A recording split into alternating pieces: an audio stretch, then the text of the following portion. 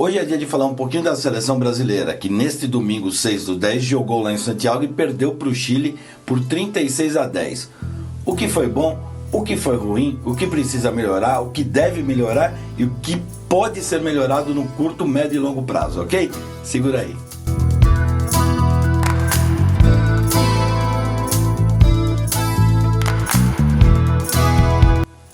Seja bem-vindo, bem-vinda, meu nome é Martoni. Hoje é dia de falar um pouco mais do que a seleção brasileira de rugby fez de bom e de ruim lá em Santiago contra o Chile. Vamos dar uma olhadinha como foi o placar do jogo. Você vê, o placar não dá margem a duvidar da qualidade da equipe chilena, né? Especialmente quando a equipe chilena corre a bola e libera o jogo e faz um jogo mais aberto e esticado, quando acabou complicando um pouco para a equipe brasileira, né? A gente tem que dividir esse jogo em mais que dois tempos. A gente tem que dividir no primeiro tempo, até os 39 minutos do primeiro tempo, e depois o segundo tempo, ok? Então tem um gap aí. Por quê? Até os 39 minutos de jogo, o jogo foi absolutamente equilibrado. O Brasil fazia as suas bolas de jogo parado, lateral, scrum, às vezes perdia, às vezes ganhava, assim como eles. Um jogo bastante disputado, dinâmico no meio do campo, muitos hacks na sequência, bastante fase. As duas defesas, teoricamente, falando mais alto que os ataques, né? O Chile havia feito um try, depois um scrum, onde foi penal para o Chile chutou para a lateral e dali criou a sua fase até conseguir fazer o try lá na ponta com o Garafuli, que ponta esquerdo muito bom. Mas o jogo foi equilibrado, o Brasil depois foi para cima, não conseguiu penetrar na defesa, e esse é um dos pontos que eu preciso tocar na sequência, que é a questão do ataque. Mas o Brasil até teve mais território, jogou mais no campo ofensivo que o próprio Chile. O Chile ali ficou meio desconcentrado e depois tomou 3 pontos, acho que aos 30 mais ou menos do primeiro tempo, ou seja, estava 5-3 o jogo, absolutamente equilibrado, ninguém era de ninguém. E aí o lance que para mim determina o momento do jogo, o que vinha acontecendo dentro do campo, e mais ainda, como a questão mental falhou do Brasil no momento crucial do jogo.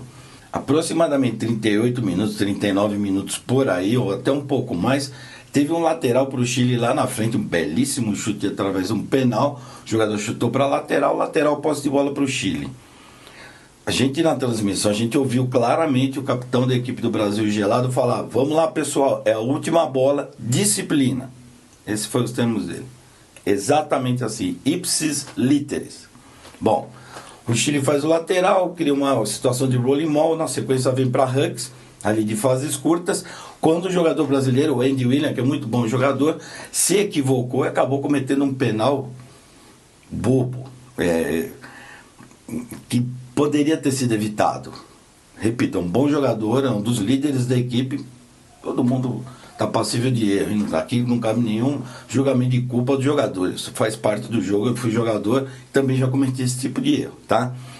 Por que eu quero dizer isso? Porque a partir dali, com o amarelo que o Andy William tomou, faltava pouco, acho que menos de um minuto para o final do primeiro tempo, o Chile vai até fazer o seu try.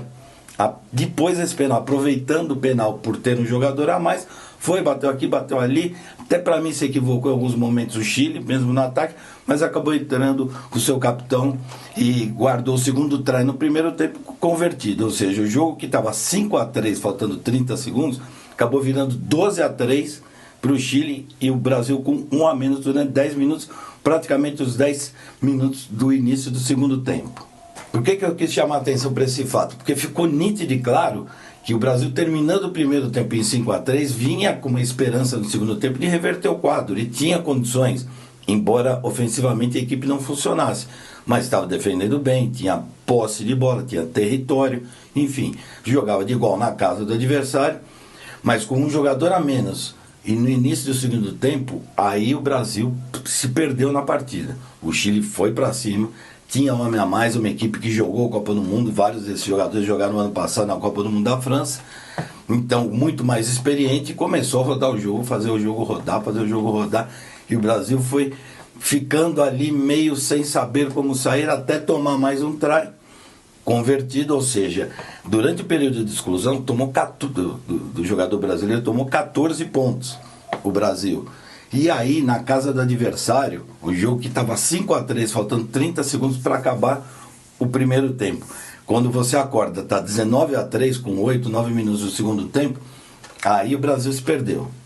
Perdeu em que sentido? Perdeu um pouco a estratégia do jogo. E o jogo passou a ser comandado pelo Chile. Jogava em casa, já tinha um placar mais dilatado, relaxou um pouco em termos de pressão de placar. E aí o Chile começou a jogar de forma mais fluida e mais solta. Tá? E aí o diagnóstico da partida foi inevitável. O Chile foi ampliando, o Brasil se perdeu na indisciplina, e aí se complicou, tomou amarelo, tomou vermelho. Nossa, eles também tomaram amarelo, enfim, foi uma confusão lascada. Teve uma hora do jogo que estava 14-13, teve um momento que estava 14-12 jogadores do Brasil, ou seja, a disciplina cobrou caro o preço para o Brasil, o placar acabou sendo o que era para ser mesmo. Ainda no finalzinho do jogo, o Paganini fez um try para o Brasil, para você ter uma ideia, estava 36-3, faltando pouco mais de 2 minutos para terminar o jogo. Aí o Brasil foi lá e pelo menos descontou para 8 e depois a conversão para 10. Tá? Esse é o resumo do jogo. Bom, agora vamos falar do que eu achei de pontos positivos do Brasil. Especialmente no primeiro tempo, enquanto teve disciplina e cabeça para jogar, a equipe estava sólida, marcando bem, defendia com pressão, buscava território incessantemente, e essa era uma estratégia muito interessante, porque o Chile, como jogava em casa, teoricamente era favorito, melhor ranqueado, tinha a Copa do Mundo jogado no ano passado, enfim. Uma equipe muito mais tarimbada, tinha a obrigação de ir para cima do Brasil. E o Chile acabava se descontrolando aí por méritos do Brasil. Pressão ali na base, os números 6, 7 e 8 pressionando muito o scrum half, a abertura chileno, que não tinha muito espaço para jogar.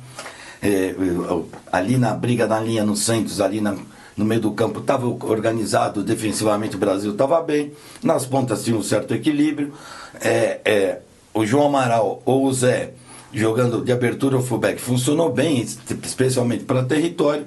Você sabe, né? O Zé entrou como camisa 10 e o João Amaral com 15. Na prática eles revezavam muito. O Zé foi mais fullback, que é a origem dele, e o Amaral foi mais 10, que é a origem dele também. Isso funcionou. Isso em parte foi uma boa estratégia de jogo. Ali no pack de forwards fez sua parte, teve um outro erro de scrum, que é natural, assim como lateral, eles também. Então tudo aí estava muito equilibrado. Tá, então foram pontos positivos. O segundo tempo, o Brasil se perdeu de um modo geral, e aí as estruturas lógicas de jogo também foram consumidas nessa perda de concentração e principalmente de disciplina. O time se abalou e começou a tomar atitudes erradas e decisões equivocadas, e aí se complicou bastante no jogo.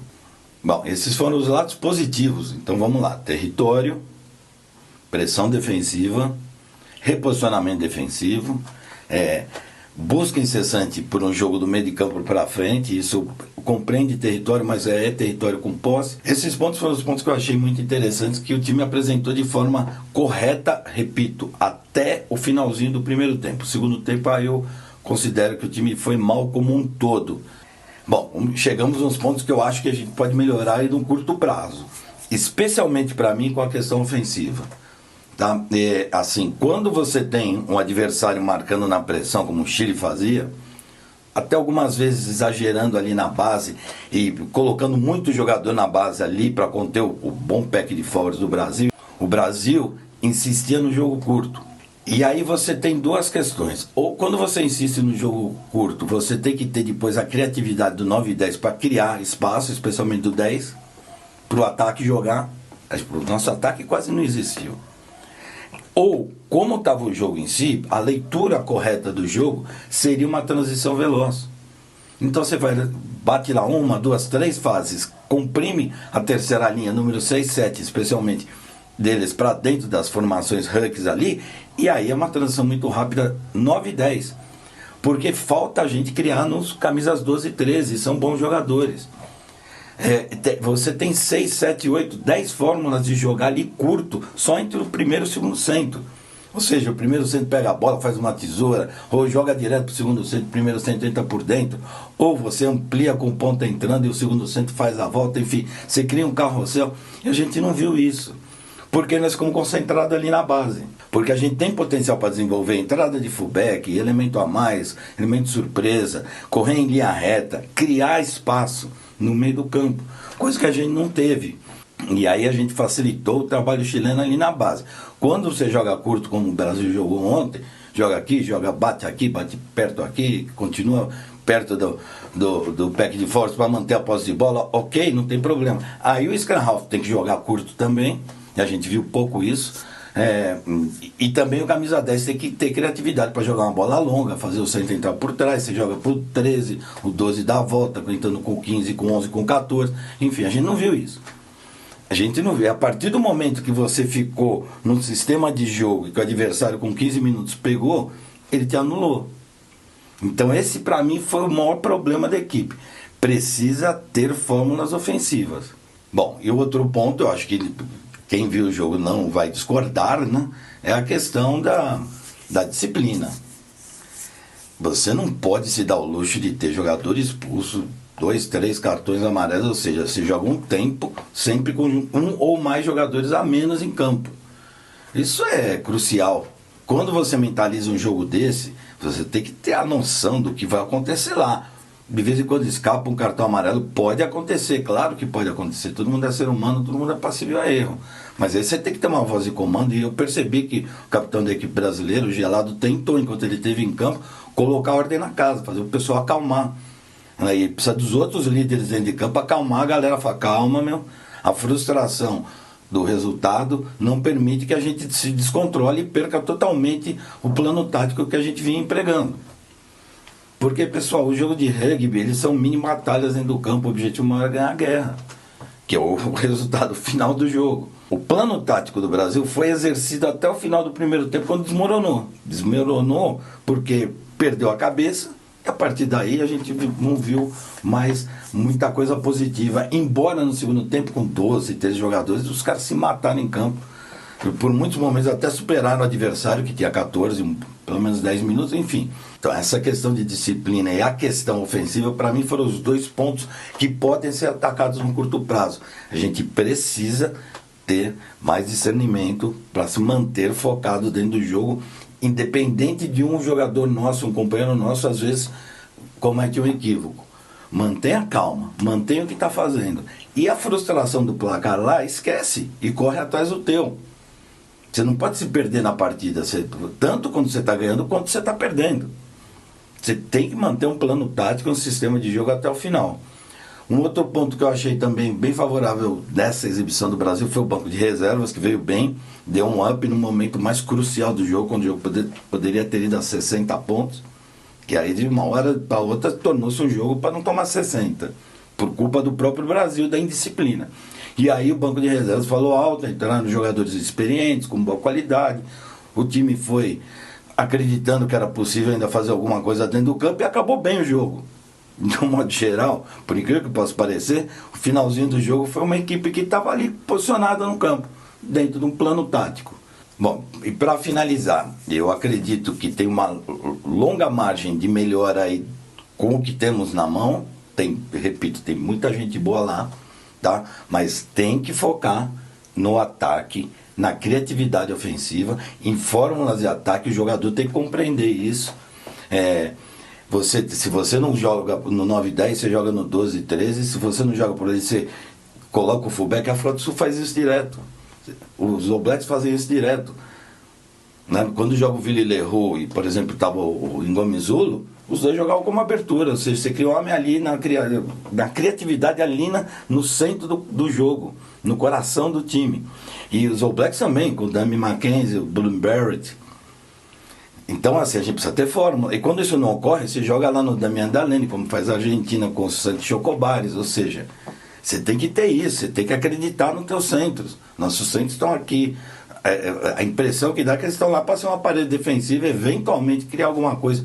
É muito pouco aí. Aí isso tem que melhorar e de forma urgente, e é possível melhorar.